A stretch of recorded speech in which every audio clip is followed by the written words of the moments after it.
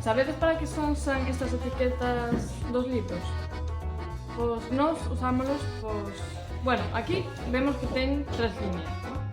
A primeira é de números, que é para identificar onde se colocan, o sea, a estantería, a edad, por exemplo, estes que teñen tantos números son os da ESO, ou de máis adultos, e o número 2 sería o de castelán e o número 4 do final, que sería en outro caso, o de galego.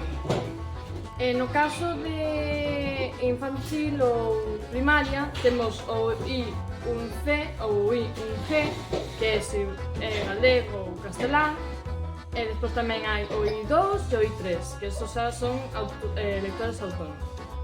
Despois tamén temos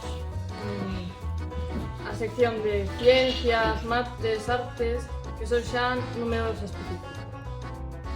Despois, pois nada, os cómics, que son 82 CC, se sería en galego o CG.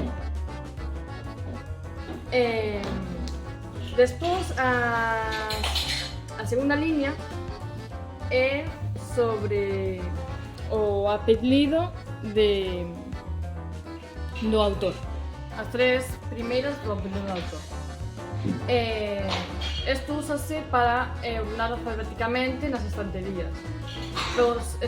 Antes buscaríamos a N e despois as letras que siguen.